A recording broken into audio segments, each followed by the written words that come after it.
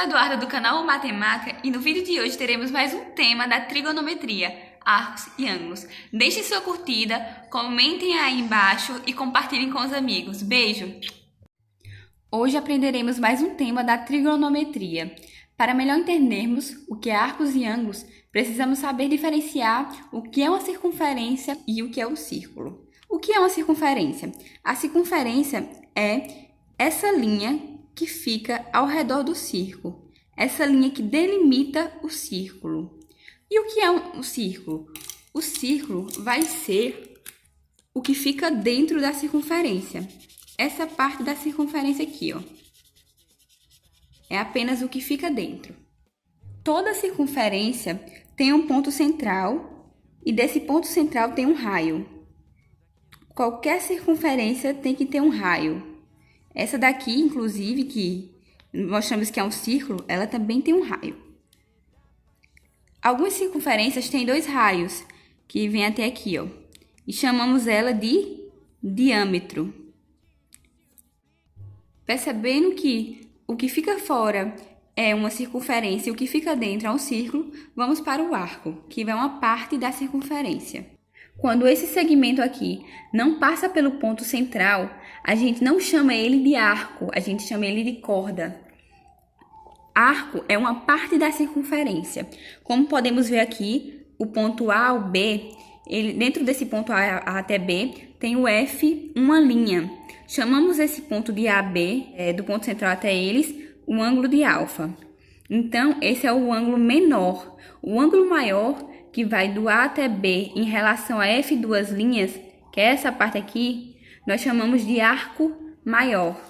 E independente do ponto que existe na circunferência, se aqui fosse um D e um C, a gente sempre tem que medir a partir do ângulo central. O arco vai sempre equivaler à medida do ângulo central. A gente tem que ter esse cuidado. Por que essa parte aqui é o arco maior? Porque foi o que ficou desse jeito. Quando a gente estica a corda, fica maior. E agora quando a gente estica esse arco aqui, vai ficar menor. É a mesma coisa que a gente, ó, aqui não tá essa medida. Se a gente for esticar ela, vai ficar mais ou menos assim. Ó, mais ou menos assim vai ficar. Agora, se a gente esticar esse ângulo aqui, que vai de A a B, mas que pega esse ponto F duas linhas, ele vai ficar maior. Vai ficar maior, não vai ficar a mesma coisa. A gente tem que pensar assim, se eu esticar, qual vai ser a medida? Vai ser maior ou vai ser menor do que o outro ângulo? A gente sempre tem que ter esse cuidado de perceber isso. Agora vamos falar um pouquinho sobre as medidas de um arco. Existem duas maneiras de se medir um arco, que é usando graus ou radianos. Começando pelo grau, a circunferência é dividida em 360 partes, que significa 360 graus.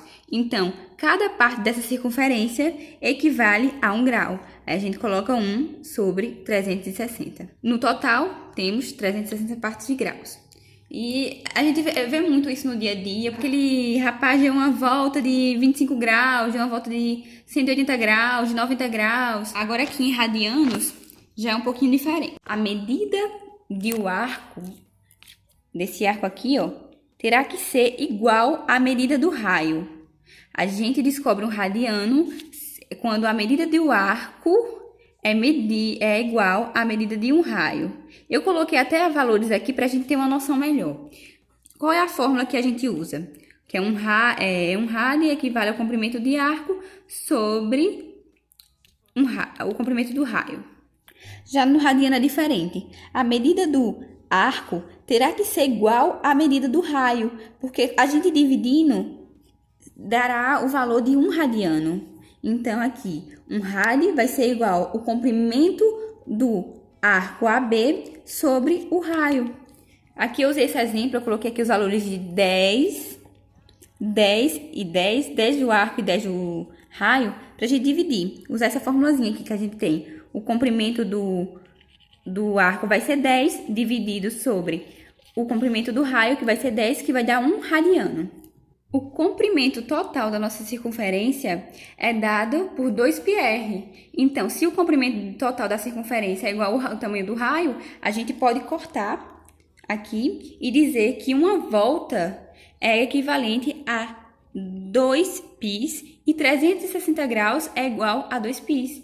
Então, uma volta ela pode ter e pode ser 360 graus, como também ela pode ser representada por 2π. Para melhor compreendermos o assunto, vamos expressar em radianos alguns ângulos. Vamos começar pelo ângulo de 60 graus. Sempre temos que perceber que o π equivalente a 180 graus sempre vai ser fixo. Então, antes de mais nada, você já pode colocar o π equivalente a 180 graus. Como a gente quer saber o valor de 60 graus, quanto vale, a gente coloca 60 graus embaixo de 80 graus, de 180 graus, o x e faz o meu pelos extremos. Vai ficar 180x, vai ser igual a 60π. Então, colocamos x igual a 60π sobre 180.